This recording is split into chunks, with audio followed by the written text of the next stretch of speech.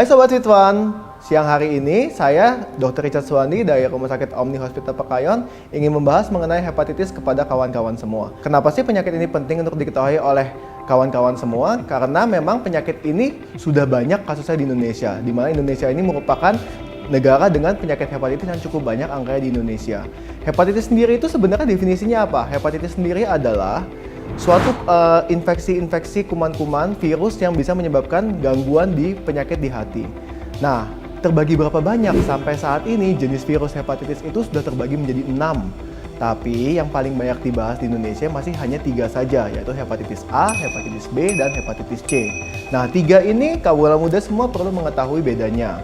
Karena memang gejalanya berbeda-beda dan cara penyembuhannya juga berbeda-beda. Nah, pertama saya akan masuk ke hepatitis A terlebih dahulu. Apa itu hepatitis A? Hepatitis A sendiri adalah suatu infeksi kuman dari hepatitis ini di mana penularannya itu didapatkan melalui makanan. Jadi untuk teman-teman semua, apabila teman-teman terkena hepatitis A ini, biasa semuanya itu pasti dari penularan makanan dan minuman. Nah, berbeda dengan hepatitis B dan C, hepatitis A ini gejalanya sangat terlihat jelas.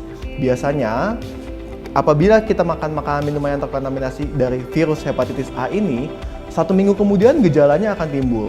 Biasanya kita akan mulai panas badan, rasa tidak enak di bagian perut kanan karena hati kita bengkak karena infeksi kumannya.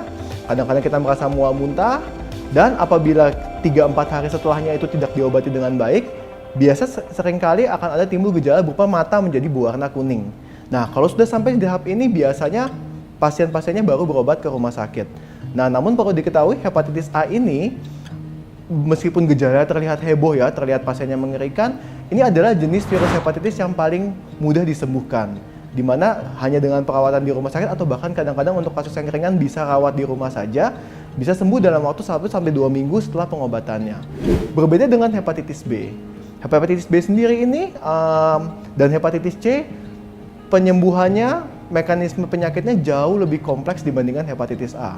Ini sangat penting diketahui karena memang hepatitis B dan C ini rawan untuk menginfeksi anak-anak usia muda. Kenapa seperti itu?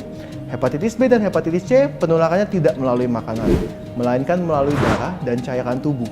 Dimana mohon maaf nih, pada kasus-kasus anak-anak muda ini, ya, seperti kita ketahui sekarang, zaman sekarang makin banyak kehidupan seks bebas ya, atau anak-anak usia remaja yang aktif secara seksual dan penggunaan obat-obatan terlarang atau narkoba, di mana di situ kadang-kadang dilakukan penyuntikan bergantian menggunakan jarum yang sama dari satu orang ke orang lainnya. Nah, kasus-kasus seperti ini sangat rawan untuk menularkan infeksi-infeksi hepatitis B, hepatitis C kepada sesama pengguna atau sesama satu orang ke orang lainnya. Nah, ini penting sekali untuk teman-teman muda tahu, karena kalau mengerti ini, teman-teman muda pasti akan pikir-pikir lagi apabila mau melakukan hal-hal seperti ini. Hepatitis B dan hepatitis C ditularkan melalui cairan tubuh dan darah.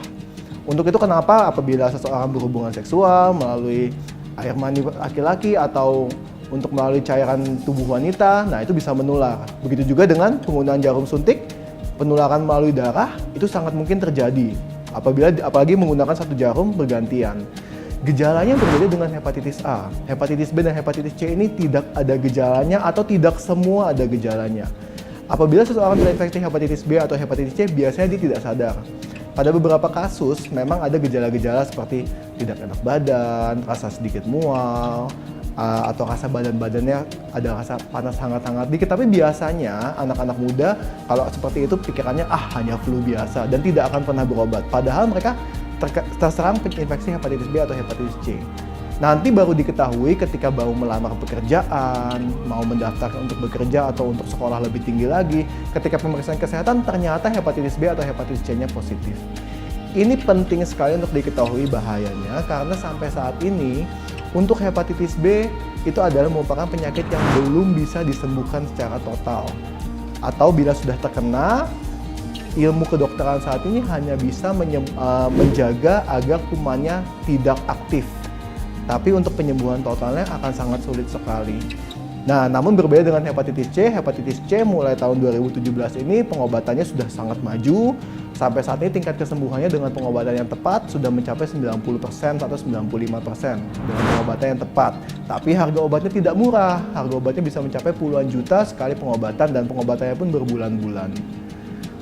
Kemudian apa yang harus dilakukan nih kalau misalnya ada hal-hal yang sudah dilakukan mungkin oleh anak-anak muda yang hal-hal berisiko itu sudah dilakukan tapi ingin tahu saya ini sekarang sakit apa enggak. Nah, ada beberapa pemeriksaan laboratorium yang bisa digunakan untuk mengetahui apakah kawan-kawan terkena penyakit hepatitis atau tidak.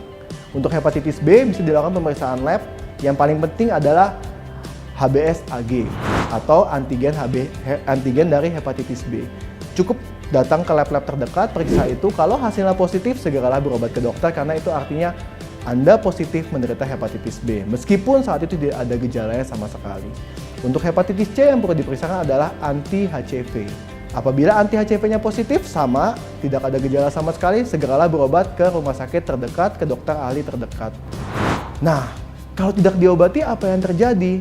Nah, hepatitis B dan hepatitis C yang tidak diobati, kerusakannya akan berjalan perlahan-lahan di liver, sehingga pada stadium akhir akan terjadi yang namanya kegagalan fungsi hati, kerusakan liver permanen di mana ini tidak bisa disembuhkan, atau yang lebih mengerikannya lagi dapat terjadi kanker hati.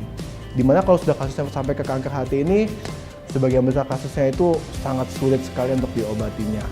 Jadi karena itu, untuk poin yang perlu saya ingatkan lagi, untuk hepatitis A, penularannya lewat makanan, durasinya hanya sekitar 1 minggu sampai 2 minggu bisa disembuhkan.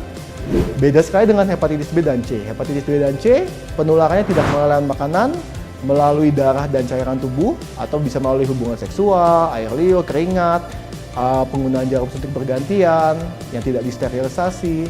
Nah, ini yang perlu diingat oleh kaula muda. Apabila sudah melakukan hal-hal yang dicurigai dapat menularkan virus-virus hepatitis ini, boleh segera diperiksa. Apabila ada yang positif, segeralah berobat. Jangan ditunda-tunda lagi. Oke, sekian untuk sesi tanya dokter hari ini. Apabila ada hal-hal yang ingin ditanyakan atau dikomentari lebih lanjut, silakan isi di kolom komentar di bawah ini. Jangan lupa untuk like, subscribe, dan share. Saya Dr. Richard dari Omni Hospital Pekayon. We care with passion.